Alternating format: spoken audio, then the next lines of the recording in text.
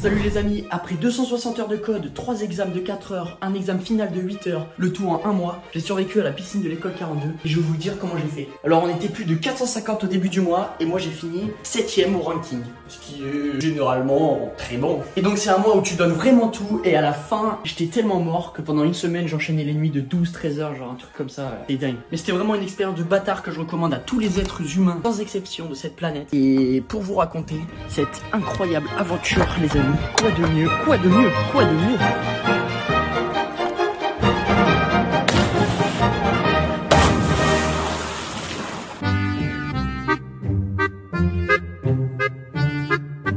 Et oui les amis, quoi de mieux que d'être dans une piscine.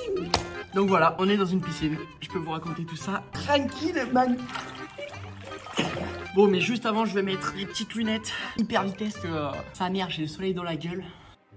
Donc, petit rappel pour ceux qui sont du père. 42, c'est une école informatique basée à Paris, gratuite, fondée par Xavier Niel. Xavier, c'est fondateur de Free, pour ceux qui ne le savaient pas.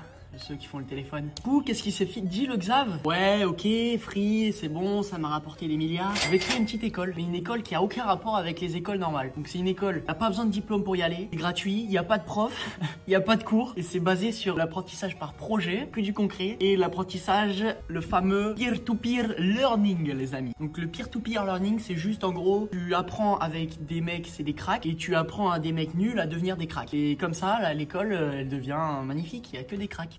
C'est cool hein. Et donc, pour rentrer dans cette fameuse école, qu'est-ce qu'il faut faire? Il faut faire une épreuve de sélection inspirée de la série Squid Game. On est tous regroupés dans 2 bâtiments et t'as un mois où tu te manges des 12 heures de code avec tes potes pour réussir des séries d'exercices allant du plus facile au plus dur. Et pourquoi je dis Squid Game? Parce qu'en gros, ils sont hyper stricts et ils jouent un peu sur ça. Du coup, par exemple, tu laisses une bouteille sur une table où il y a un PC, tu te fais dégager, tu te prends 2 heures de travaux d'intérêt généraux. Donc en gros, tu dois nettoyer les PC et voilà, t'es puni, tu perds. Mais donc, pendant ce mois, qu'est-ce qu'on doit coder concrètement? Et bah par exemple on doit coder ça. Donc là on devait coder un programme qui prend n'importe quel nombre en entrée. Donc là par exemple 42, 42, 42 et qui le transforme en anglais en respectant toute la syntaxe. Donc les and, les tirets, mais aussi les virgules et bien sûr en respectant toutes les règles syntaxiques en anglais. Ça pouvait aussi prendre des très grands nombres. Donc avec cet exemple des sextillions. Voilà, si ça vous intéresse.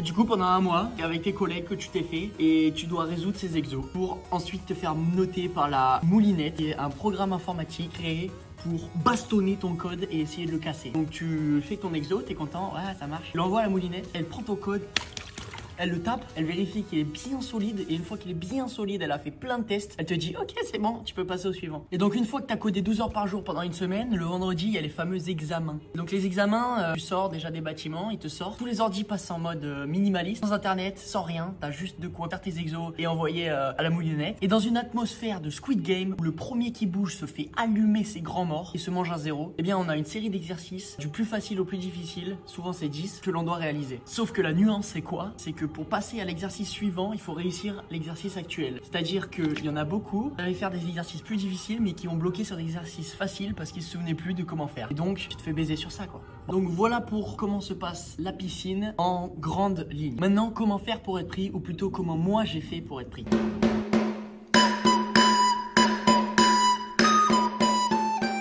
Mais avant de passer à cette partie, j'aimerais remercier SFR qui sponsorise cette vidéo. Un grand merci à vous. J'aurais pas pu faire cette vidéo, vraiment, j'ai mis beaucoup de moyens en place. Je vous remercie grandement.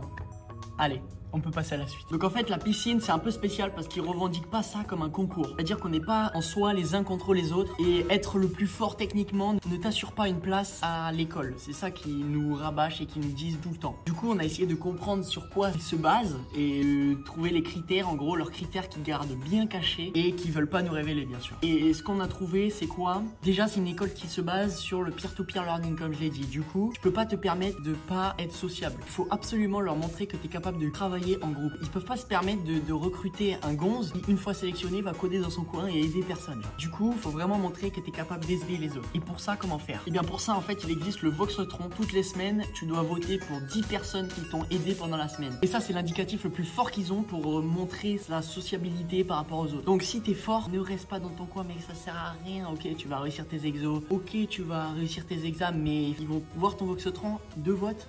Hein? Ciao, ciao frérot, ciao. Du coup en fait la conclusion c'est quoi de l'algorithme? C'est plus tu es fort techniquement, plus il te faut de votes au Voxotron. Après, il y a aussi la régularité de la progression. Il favorise les élèves qui arrivent, qui ne connaissent rien, mais qui ont une capacité d'apprendre à apprendre énorme. Donc, par exemple, si t'arrives et que t'es déjà fort, mais tu progresses comme ça, c'est pas ouf. Alors que si t'arrives, t'es nul, mais que tu progresses comme ça, sous une courbe exponentielle, là, ils te kiffent et ils te disent, viens, mec, viens. Après, pour les examens, il y en a beaucoup qui disent, ouais, ça sert pas plus que ça et tout, c'est pas hyper important, mais en soi, c'est hyper important parce que c'est le seul moment où ils voient le niveau que t'as concrètement. En fait, t'es seul, livré à toi-même, et toi et ton cerveau, et tu dois leur montrer ce que t'as appris pendant la semaine. Faut vraiment charbonner ces examens. Donc voilà pour les conseils de la sélection et les critères qu'on a déterminés, moi et mes potes. Vous aimez pas, vous adhérez pas, on n'est pas sûr, hein, mais c'est ce qu'on pense nous, et tous mes potes ont été pris, à part Virgile, d'où Jésus reste au ciel, Virgile.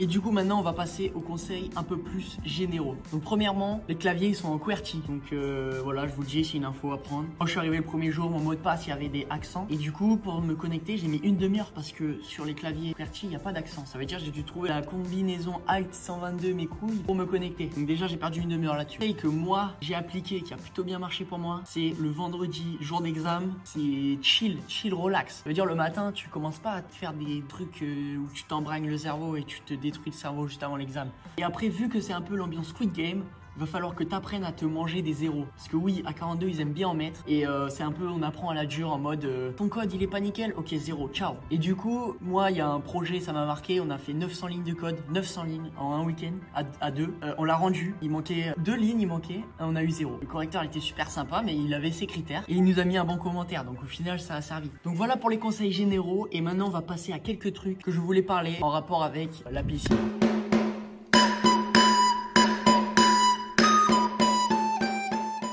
Donc le premier point, c'est l'ami GPT. On l'appelait Louis, c'est Louis l'ami GPT. Moi, je l'ai pas mal utilisé pendant la piscine. Ce que je pense par rapport à ça, c'est que c'est un outil comme un autre et qu'il faut savoir l'utiliser en fait. Ça veut dire, il y a un exo sur la récursivité, je vais pas lui dire code-moi cet exo sur la récursivité, s'il te plaît, mon chéri. Non, je vais pas lui dire ça, je vais lui dire mets-toi dans la peau du meilleur professeur de code du monde, fais-moi un cours sur la récursivité et apprends-moi à créer des fonctions en rapport avec la récursivité. Enfin, voilà, des trucs dans le style quoi. Et il faut apprendre à l'utiliser. C'est comme tout. Et après, le deuxième point que je voulais parler, c'est les repos GitHub qu'il y a à disposition. Donc les mecs, ils ont déjà fait leur piscine et tout, ils sont contents. Ils mettent tout à disposition, donc il y a tout le code en fait. Donc en soi, tu peux avoir toutes les réponses si tu veux. Mais faut faire gaffe en fait, faut pas les utiliser. Ou alors, si tu regardes la solution, tu la comprends. Et tu es capable de la recoder. Et tu es capable de l'expliquer à un enfant de 4 ans et demi. Et donc voilà pour mes conseils et mon expérience sur la piscine. Donc là, maintenant, je rentre en novembre à 42 et on va voir ce que ça va donner. Et donc je recommande vraiment cette expérience à tout le monde, que ce soit d'un point de vue social ou alors en termes